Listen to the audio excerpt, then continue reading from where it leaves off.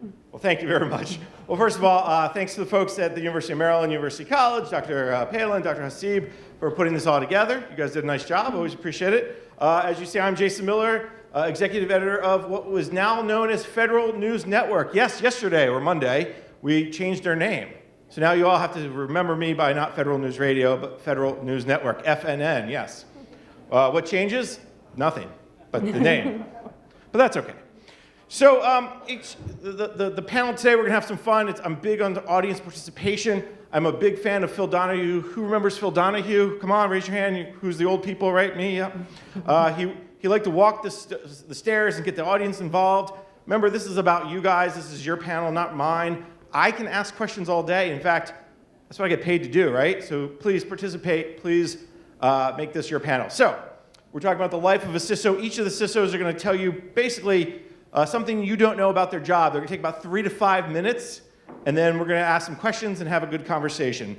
But before we get started, I'm going to entertain you with some AM radio trivia, because part of the Federal News Network is Federal News Radio at 1500 AM on your AM dial. Now, for those of you who live in the Baltimore area, yes, you can get it. Sometimes it's a little staticky because it's in the DC area, but please keep that in mind. So it's part of the audience participation theme here. So here's your first trivia question. For the most part, we know a couple things, right? Stations east of the Mississippi begin with a W, right? WTOP, WFED, right? Stations west of the Mississippi start with K. But how many stations that are left still use K east of the Mississippi? Have you heard this one before? Or you just know? Call it out. That's one, right? But how many total? No, there's more. Maybe.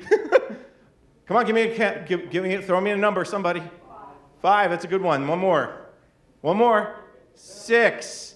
Audience participation, guys. All right. So there's also 11 west of the Mississippi that still use W. Most of them are along the border states, like along the Mississippi River. Okay, next one. Now, we also know a couple things, right? Canadian stations begin with C. Mexican stations begin with X. Now, do we know why we use K, W, C, and X in North America? Anybody? What was the answer? ISO codes. I think it's a little earlier than when someone thought of ISO. But back in 1912, several countries attended a conference centered on international radio telegraphs. And one of the things that come out of that was this idea of K, WK, C, and X. Now, we also got N and A for the Armed Forces radio. So now you could choose from K or W, and then they kind of push through the Mississippi. So, all right, a couple more. I know. See, that guy right there is entertained. What year did AM, FM radios become standard in all cars? Call it out. Audience participation. Just call it out. 1960, too early. Too late, I mean, too early, yes. 66, too early. 70's close. 71 is the answer. All right, last one. You guys are doing good with audience participation. We're getting warmed up. All right, from 53 to 63, all American-made AM radios had a small triangle on the frequency dial 640 and at 1240. Who remembers why they had this little triangle? Huh? I think you're very close. Civil defense. Yes. All right, so here you go. Now you can amaze your family and friends tonight with AM radio trivia. And don't forget, it works in your car, too. All right. So the life of a federal CISO, that's what we're talking about here today, even though I could talk to you about AM radio all day. Obviously, life is not easy. Have you guys seen the graphic that's going around? It's the sleeping patterns of CEOs, CFOs, COOs, and CISOs. Have you seen this? Yes. It's been on the old internet. I don't know if you're familiar with that thing. So you see the 3 CEOs, CFOs, and COOs kind of sleeping comfortably in their beds, on their sides, on their backs. And then you look at the CISO bed, and there's nothing there. The covers aren't messed up, anything. So hopefully you guys get a little more sleep than that. But we'll see if that's true, right? But what makes a good CISO? Well, over the last 15 years, it's been a combination of soft and hard skills. We know that. The hard skills are, hey, can you read an audit log, right? To understand the ever-changing threats. Hey, what about all these products from these vendors that, can you use them? How do you use them? Do they make sense to use them? And then we have all the emerging technologies now, cloud, AI, machine learning, and the like. And then the soft skills, right? You got to be able to explain to non-techies why cybersecurity matters. Got to help the CIO. We've heard this before. The CIO not be the CIO. Who's heard that old line, right? That's an old line. All right, so a couple of things. Back in 2003, the SANS Institute wrote a research paper that the CISO's leadership abilities and communication skills will come into play to be able to strike a balance between business and security requirements, persuade executives to approve any necessary security projects. 15 years later, still very true. In fact, McAfee wrote in July on a blog post, the CISO's role has become more elevated because of the importance of data management in the digital age. For companies, information and security are not part of the business, they are the business. Very true today.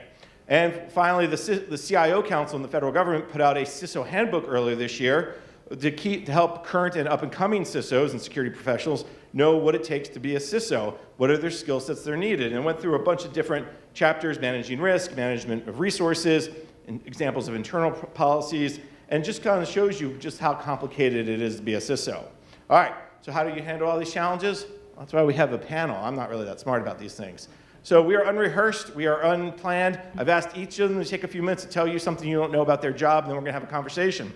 We have a volunteer, or do you want me to start at the end with Jyothi and ladies first? Sure. Take it. So I just wanted to first come out and say I have been really impressed with all the panels today. I was telling Mansoor that I'm really happy to see so many women on the panels, as well as speakers and just women in the audience. Most of the conferences I've gone to, I've been the only one. So yeah, yay. So I'm really impressed about that. And just to encourage the women out there that are students right now, go out there, take risks, think outside of the box. I think somebody said they came originally with an art degree or artistic major. I've actually found that to be really supportive of our roles. Not necessarily going to be drawing pictures for people, which you might have to do. Yeah, you might. Sometimes senior leadership likes pictures, but the picture has to make sense. But I think bringing in that artistic side, as well as the emotional intelligence, as well as the technical, really combined, it really makes up the CISO, or good CISO, I would say. So women tend to have pretty much all of those intrinsic qualities in them. So I would say if you're a female student in the audience, go out there, conquer the world. Don't be afraid to take risks. If you see a job that's out there that you feel that you're 80% qualified, but that 20% you're stopping you, don't let that 20% stop you. Just go for it. Because I have seen that difference where when we have male students apply for jobs, they might even be 20% qualified, but they'll still go for it because there could be a 20% chance to get that job. But for my world, I actually have a creative side as well. I'm also a dance teacher, and I actually teach dance for kids with special needs. And you would be kind of surprised when you see the similarities between doing that and being a CISO. I'm not saying that the people I work with have special needs, but but what I am saying is there's a very unique skill set that's needed to manage up, manage down, manage all around you as well. So I am the CISO for National Institutes of Health Clinical Center, which is the largest biomedical research hospital in the country. So with that, you manage clinical staff, doctors, nurses, and we all know how fun they are. Especially when you're trying to speak German to them, which is what English sounds like to them when you're speaking security. But you really have to speak their language to make them understand the drawbacks of not looking at security even in a clinical profession. And then you have researchers, scientists, they're all doing great work, at NIH. They're finding cures for cancer, finding cures for other diseases, but just letting them, kind of bringing in the environment of, not, hey, don't do this, don't do that, but more so, how can I help you do your job more securely? How can I help you save your data? Because if you lose your data, then you're not helping anyone. You're not helping the community, you're not helping the population, you're not helping NIH. So just speaking their terms. And then you have the C-level suite, speaking their terms. When you go to a CFO, I report to a CIO, who then reports to the CFO. You just have to know the right language to speak to the right person at the right time as well. So I would say that that may not have been something that's well known, that's out there. As some of the other panelists have spoken, technology plays a certain part, but the bigger part is actually the emotional intelligence and thinking outside the box that I find to be the most useful. All right, excellent. Now I get my one obligatory follow-up. I think you make a really interesting point as speaking on their terms, and I think that's been the biggest change that I've seen as covering CISOs over the last 15, 20 years. What is that like when you talk to a scientist, when you talk to a medical researcher? How do you know to speak their terms? Like, how do you know that you don't just walk in and say, well, if you do that, the threat assessment that I've come up with, the risk is too high, and then they go, what are you talking about? Or vice versa, like how do you ensure that you're speaking their terms? What are some ways? Sure. So when I first got to NIH about 7 years ago, that was the case. Nobody wanted to talk to me. They found what I looked like, and then when they just avoided me in the hallways. Like, we know who she is, don't talk to her. Or if you call them, they immediately think that they're in trouble, and like, I didn't do it. I'm like, why? Well, what didn't you not do? I didn't click on the link, I didn't. No, that's great. Oh, that was you. That was me. So we try to change the environment a little bit by just having these, me and my team. I grew my team. I had 4 people when I started. Now I have about 14, which took 7 years to get, but you can tell security is important to us now. But the way we got there was to have these kind of, not as big of a conference, but just have these little groups set up once a month or so. And we just said, hey, here's a security office, we're not gonna take any names, we're not gonna write down, if you feel free to just come to us and just ask questions, we're here for you. And then we'll also try to project some do's and don'ts, just general things like, here's a secure way of surfing the web, things like that. And we did that for almost 6 months. And we had people come to us, ask questions. We did some demos on the fly just to kind of show them cross-site scripting. Nobody understands what that means when you're a doctor. So we kind of show them, hey, if you have multiple tabs open, one is your bank and one is Amazon, let's say, or some kind of Yahoo website, and the Yahoo website has some sort of malware, this is what could happen to your information. And so they kind of started feeling more comfortable in approaching us. And then now we're at a point where people just call us and say, hey, I accidentally did something. I know I shouldn't have done that. You guys have provided a lot of training for us. I'm really sorry, I won't do it again. What do we have to do? And we appreciate that. So we don't penalize them and say, hey, we got you, or anything like that. So, okay, thank you for coming to us. And then here are some things you could look for the next time before you decide to click on a link. So just having that attitude of not penalizing them, but being more appreciative that they're. Did you also have candy? Did you also have candy at your office? No, but we did have food for them to come to us for the security little briefings. Yep. Food, right? Incentive.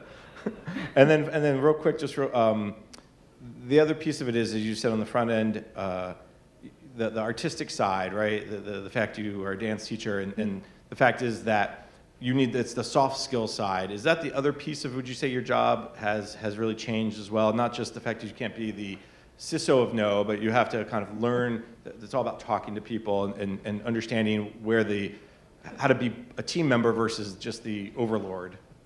Yeah, definitely. A lot of people just come to us sometimes like, oh, can I just download the software? But it's really getting down to the crux of it, like, why do you need it? What's the business purpose? Is there something else that we already have that can do it for you? And just trying to get to the reason why, versus just saying, nope, that's not secure. Well, we looked at this website or this vulnerability database and it's already gotten hacked. Kind of just getting down to, well, why do you need it? Like, what is the purpose that you're trying to get? Do we already are we already meeting that purpose in other ways that we can kind of help you out with sometimes? Excellent. All right, Lisa from the Postal Service.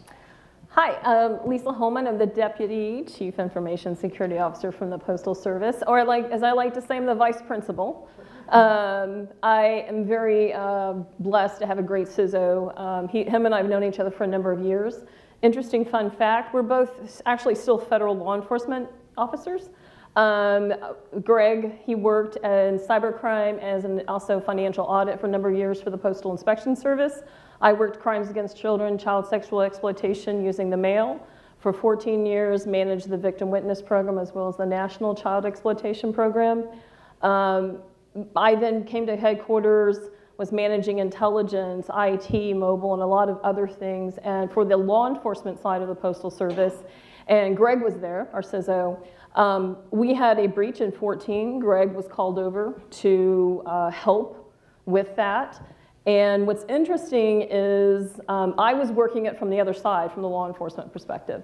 So little did I ever know that I would be where I am today, back then, but I am. And I think it's interesting, there's a number of folks that have talked up here today about their path and being focused on a certain path. I will challenge you that if you think you're on track to be in a certain place today, don't bet on it. You never know where you're going to end up, and you have to be open to new things, new challenging things. I started out as a forensic chemist.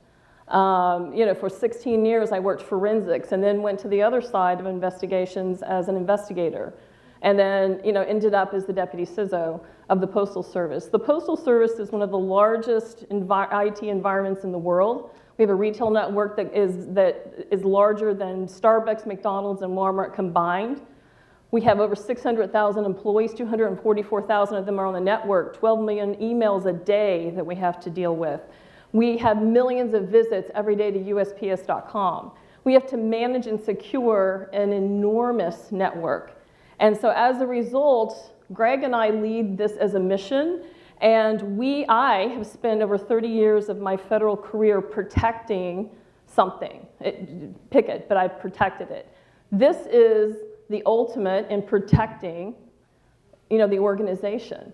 So I think that that's important, that instilling that mission of it's not just a job, it's not an IT job, it's not a security job, but you're literally protecting the organization from crime and from people who may want to do harm.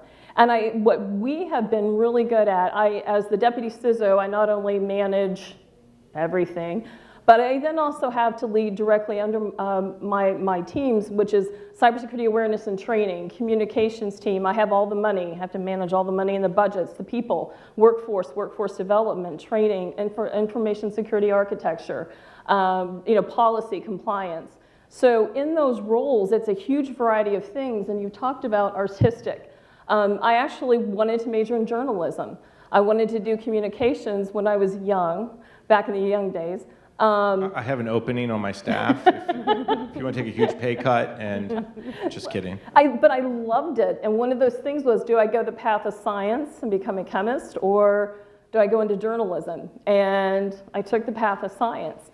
But today I've been very fortunate and again very blessed that I'm able to manage this enormous cybersecurity awareness team and this communications team, where one of the challenges we have, and you mentioned this about how to talk in real people language, I call it bunny language, to people, to get them to understand they are part of our mission. We're not here to stop them, we're here to enable the business. Interesting fact about the Postal Service, we're not just a government entity, we're also a business. We're in the business of making money and revenue. We have to move the mail. And ultimately, when it's not only about having the training, having the awareness, doing the campaigns, doing all the things that we do, buying the technologies, but it's also going to the people. And I've been very fortunate this year. One of the things that I was passionate about was we talked to people at headquarters, we talked to people at the network level, we talked to people who are on the computers. But one thing we weren't doing is talking to the people in the field, because we have a large SCADA network and an engineering environment that literally moves the mail, 660 million pieces per day.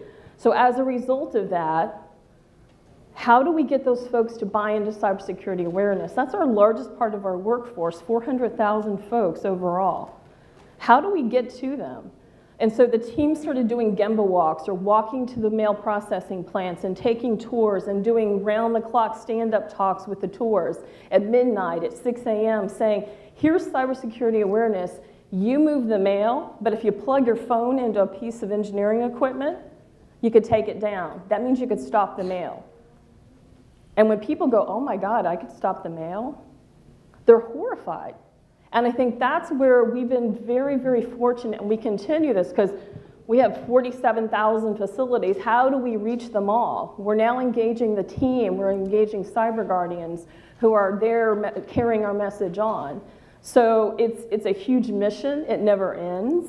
But I think if you don't not only engage the highest levels of leadership, which we've got incredible support from the Postmaster General, the executive leadership team, every one of them, we meet with them on a regular basis to brief them on the cybersecurity issues going on.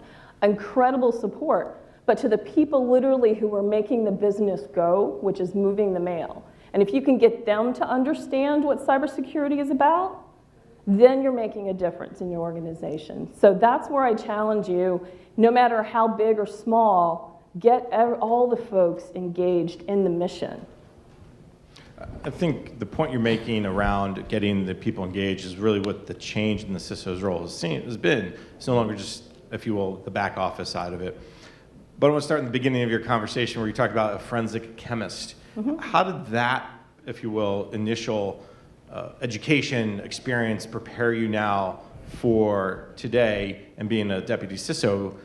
What's the similarities? What would you draw on every day from, hey, when I was a chemist or a forensic chemist? It's very similar. Yep. Great question. So as a forensic chemist, one of the things I had to do was figure things out, look at the puzzle, what was happening here with this case. I've typically been a forensic drug chemist. I also work poisons, a little bit of bombs in the mail, but typically forensics and as far as drugs. And one of the things was, how are they hiding or how are they trying to hide the drugs? And it was always a puzzle to figure out. One of the things is, with my background in education, is focus to detail. But also, I had to translate those forensic lab results in a court of law, literally thousands of times, to a jury, often to a jury of folks who have absolutely no science or technical background. And so as a result, translating the science into real people language was something I had to learn early on, or else the case wouldn't go forward. In a grand jury, they wouldn't indict. And so I learned that skill as a forensic chemist. I also had to train other agents when I was with the Drug Enforcement Administration or postal inspectors when I was in the crime lab for the Postal Service about drugs of abuse, how to field test street drugs, how to make drugs, how to do all of those things. And so again, educating them about the dangers of those drugs was also very important, because as they're handling them, I think it was critical to get the message across. It's not about just doing the job, but all the consequences of doing the job. And I think as I did that for a number of years in training in law enforcement and working with folks, it was really, really powerful to see how people just got it. And then making that to the other side of the investigations, going to the other side, which is working crimes against children. I didn't know I would do that. I thought I was going to work, help with the drug as in the mail. And I was very blessed and fortunate. Someone asked, not a lot of women in the field working crimes against children. And I didn't even hesitate. And then again, trying to explain that, trying to explain what's going on the computer. In the forensic, I had to work undercover in the digital world. So you talk about being part of cybercrime early on. I was part of cybercrime for many, many years, working undercover to find those who would sexually abuse and exploit children. So that translated into a whole nother set of skills, which is why I'm very passionate about what I do today. I've seen all the good and the bad of cyber, and I've seen the power of it. So I think that's what prepared me for where I am today and what convicts me to do what we do. Still a lot of uncovering to do in cyber, I'm sure. Joe from USDA. Thank you, Jason. Our paths are different. What we heard from Jyoti and Lisa, mine was a little different. I was a part of the Department of Defense. I was one of the first cyber attack planners, late 90s, and learning how to attack a network, how to think like an adversary, and then try to learn to take that from a defensive perspective. And being military, we try to keep it simple. I'll give you 5 lessons learned I learned the hard way that I hope you can use. One is influence and manipulate your seniors. Okay, and how do you do that? Well, there are some bad things and good things. First of all, the cybersecurity scorecard, a dread for every CISO here if it has one, but also a tool. Hey, look, we're red, I need money, get me money. IG audits. Hey, you don't want to be an IG audit. You don't want to be in a paper for failing for porn usage or something like that. Compliance with FISMA. Make sure your evaluations at the SCS level are being graded on your compliance. Also, the ability to take organizational goals and objectives and infuse cybersecurity. We talked about the CISO. I look at it a little differently. We have a thing called CIA, confidentiality, integrity, and availability.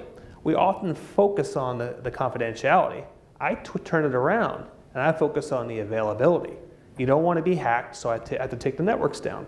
So let's be secure so we can keep the availability of the systems. So it's kind of a different way of looking at it. But also creating your cybersecurity strategy that infuses into their strategy. Those are really key things. That's your point one. Point two, in a very different way of thinking, you are compromised. Think of your network being compromised. It's a totally new way of looking at things. We as CISOs are very proud, and we don't think we're going to be hacked. But if you thought you're hacked, it's a different way of managing those networks. Hunt missions, trying to find the bad guys in your networks, insider threat, those things that Calvin mentioned earlier. Those are kind of things that you want to look at. Third, even though you may be compromised, make it as hard and costly for the adversary as possible. Do your patching, do good work with your IPS, do everything you can, because make it, Lisa's a smart person, hopefully her network's less secure than mine, and they'll go to her network. So you want to be tough. Fourth, and probably the hardest one, people, the good, the bad, and the ugly. Good, your staff. Motivate them, mentor them, give them the tools and challenges, and never micromanage them. The biggest thrill as a CISO I have is giving a new IPS to a junior person and watch their mind explode and the great things that can come much better than I can do. The bad, porn, child porn unfortunately, misuse of IT, hit them hard, hit them often, and enforce your policy. That's the bad. The ugly, uneducated users. They're going to click the phishing email no matter what you do. It's ugly. Do your best to minimize the ugly. And probably one you haven't heard here, and it's kind of military focus, is be a leader. You are the cybersecurity program of that agency or organization. You're the energy, you're the cheerleader, you're the champion, and when everything fails, it's on you. So your personality, your energy can change an organization. That's why I'm a CISO. We often heard a couple presentations ago, what I do matters because I can see it in my people, I can see it in the staff, and the way we do cybersecurity. Jason? All right. So we're going to come to your questions in just a second, so think of them. Audience participation, remember? All right. But Joe, I very much enjoyed all 5 of your areas, and you talk about people as the hardest, and we hear that often. And maybe it's a question I'll just lead off for the entire panel, but Joe, maybe start. The people part is the weakest link. I was just in another panel, and a gentleman from NSA talked about 96% of all attacks are coming through email. NSA hasn't seen a zero-day vulnerability problem, or they've had to react to one in 27 months. Majority is still people. The people is the weakest link. So talk maybe a little bit about how you're dealing with that people side, because USDA is 100,000 people. Yes. And it doesn't take someone, you're at APHIS, it doesn't take someone at APHIS, right? It just takes someone in USDA to compromise APHIS. So it's a couple things. First of all, having the power, there's punishment power. So CISO, am I empowered to make decisions? So training, for example, am I able to take people off the network? In my agency, I am.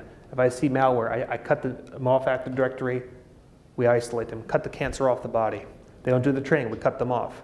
So they don't get paid, you have to do your time card. So that's part of it, that punishment thing. But also that defense we talked about, Jason. What tools do we have? And cybersecurity is often not a yes or no. It's what can I use? A little bit of IPS here, a little bit of training here, a little bit maybe network segmentation here, and you kind of put them together and try to get that risk reduced as much as you can. So here's the tough question, though. I'm Sonny Perdue. I'm your secretary. He's tough. And he clicks on a link because my grandchild sent me something that I thought was, and I know it's a bad example, but how do you deal with that kind of, the higher you go in the organization, the harder it is to cut you off. Well, and then let's want Lisa and Jyoti to jump in. So go, you start. Yeah, you start, and then so we'll Gary go. Washington was my former CIO at APHIS, so we've talked, and we've instilled some of that in him. So I go to good Gary. Gary, I call him the governor. Governor, make sure you talk to Sonny, and we're going to cut you off. So there's that education. And like foreign travel, for example, how do you tell SCSs when they take their laptops out that I want those things wiped when they come back? Mm-hmm. It's that massaging, that getting your street cred in the organization. It just takes time. Right. Thank you. Lisa and Jyoti, jump in on that same question. People, but also the punishment So we, in my organization, my team tests 15,000 people per month in phishing. And what we do is, when I got there, one of the things I ask is, okay, so what? So if they click, well, we tell them they shouldn't do it. Well, what if they keep clicking?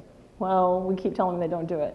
So when I got there, we did exactly that. If you click, you have the training you're sent to. If you continue, it's called, I call them serial clickers, repeat clickers. We're thinking of a great word for it, and there isn't one. But there are ramifications. You get management counseling. We've gone to legal and HR. There's an escalation of discipline with regards to this type of behavior. And it applies to everyone. The other thing is we engaged our highest levels of leadership, and every quarter I report out on the phishing results. They take that very seriously. They want to know where they are in the organization and how their folks are doing, especially those folks that have elevated privileges or those that have access to sensitive systems. And so they want to know. Unfortunately, it starts to get really like, what are the names of the people? But one of the things too about the training is if you haven't taken the training again, it was, well, we keep asking, we keep asking. No, we shut them down, the same thing. You don't have access. And when I got there, it was interesting because when we started shutting people down, oh my God, and we had vice presidents, we had folks with, who were the end all be all and said, no, you can't shut me down. Well, we did. And I will say to them when they're yelling and screaming at my manager of awareness and training is, if our postmaster general can take her training, so can you. And they quickly go to take their training. So I will say that we also track the results and report those up to the highest levels of leadership. And if folks haven't done what they're supposed to, they also will reach out to them personally. So I'm very fortunate. Again, our leadership is embraced the fact that we can't just keep saying pretty please. Also combining a strategy of not just people. It's not if someone clicks, it's when. I mean, it happens.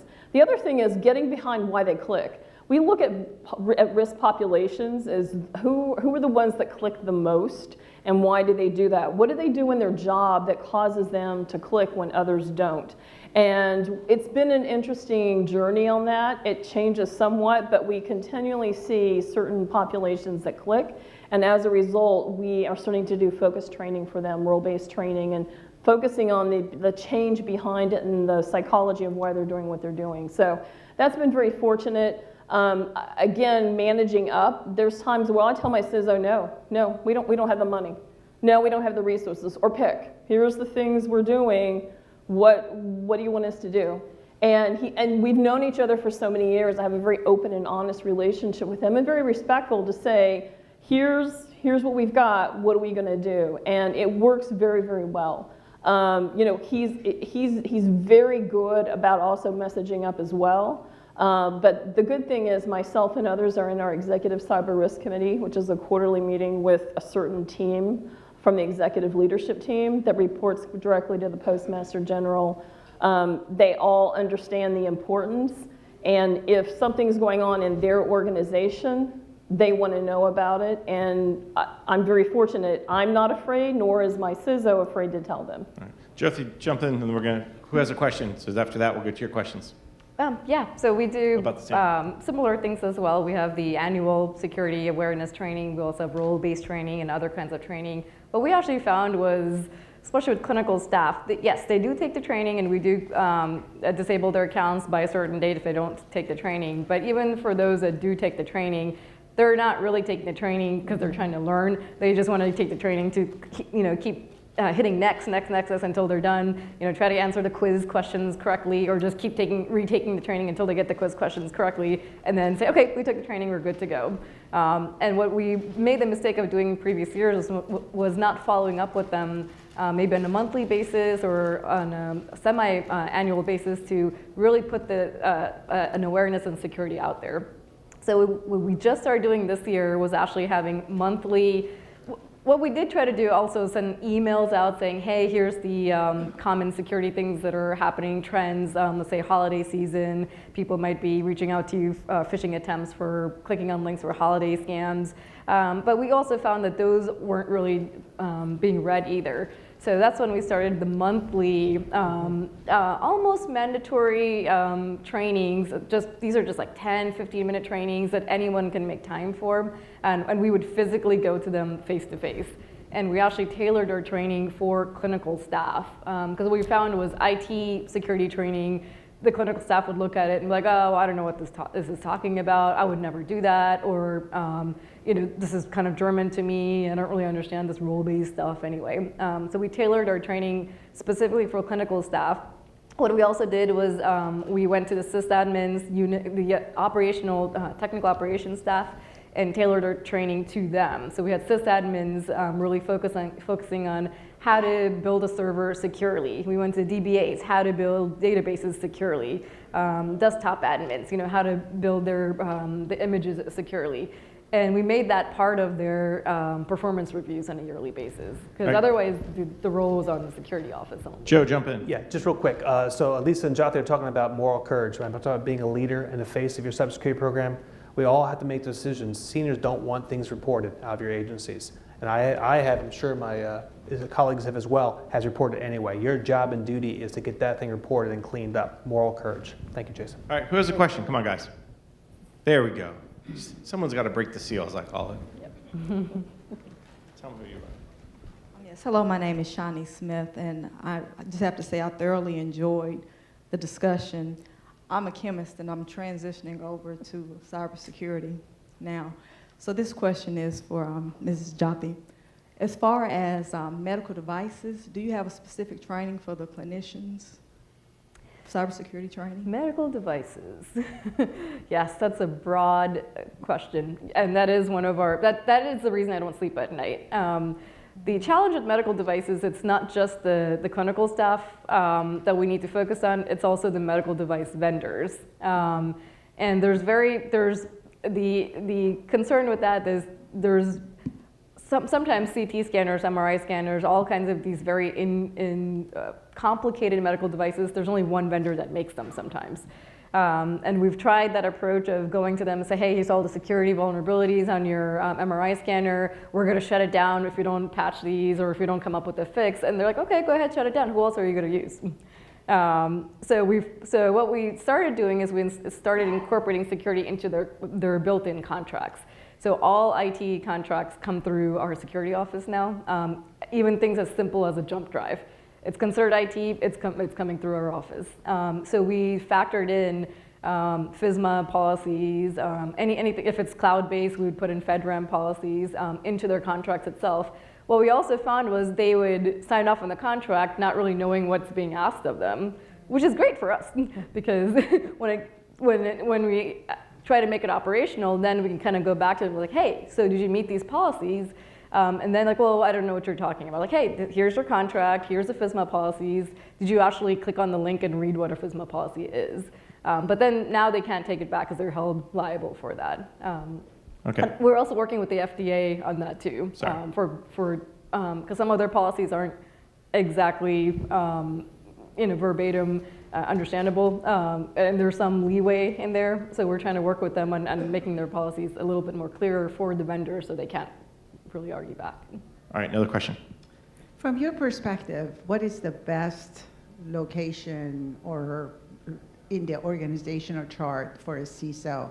Is it under CFO? Is it under CIO? Is it directly under the CEO? I would say the CEO. There's a conflict of interest between the CIO and the CISO. He wants to have availability, sometimes we have to shut things down. So that conflict of interest, usually security gets trumped. I would not disagree. We currently do report to the CIO, who directly reports to the Postmaster General. We typically don't have any issues, but to your point, there can be a conflict of interest there. I would agree as well. I would also say it really depends on the relationship you have with whoever you report to, and are you able to build that relationship with them? Whether it's the CIO, CRO, sometimes CFO, really it comes down to speaking their language, making them know that security is important, and then putting it in such a way that they understand it's important. I think you can make that relationship work with anyone that you report to at the end of the day. And to your point, our CIO we brief her monthly, not only her and the other VPs in the CIO organization on security issues, but then we also brief her separately on SANS, each control, where we are, and things like that. So she's very, very engaged in the security process. But if you don't have someone who isn't, that could be definitely an issue.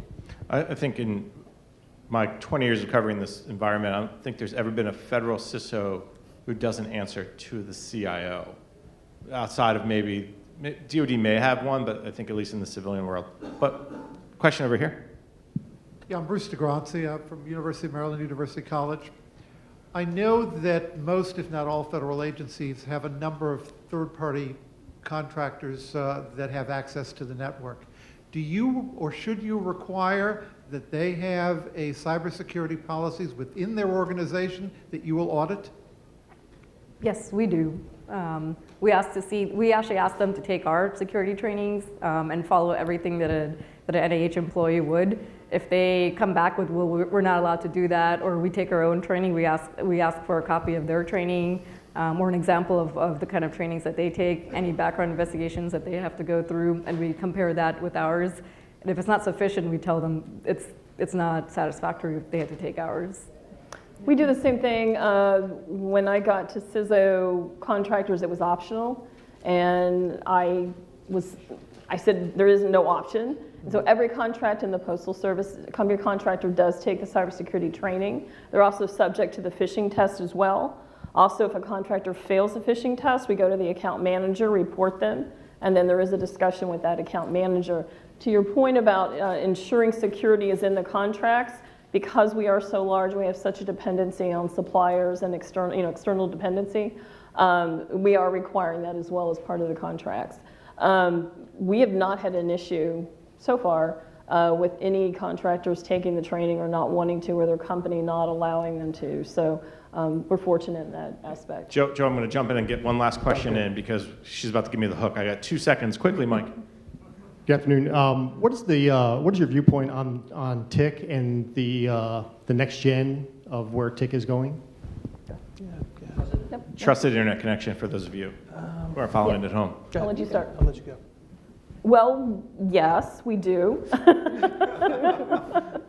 One thing, the United States Postal Service does not have to adhere to executive orders and FSMA and other rules. But you do anyways, because Yes. you're good team players. We align, we do not have to comply. So yes, we do adhere to that.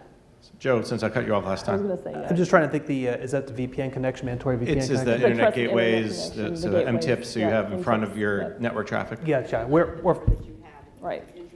Gotcha. We're following that, but I'm an agency under USDA, so the CDM and all that stuff. So a little slower to get back to us, but we're tracking.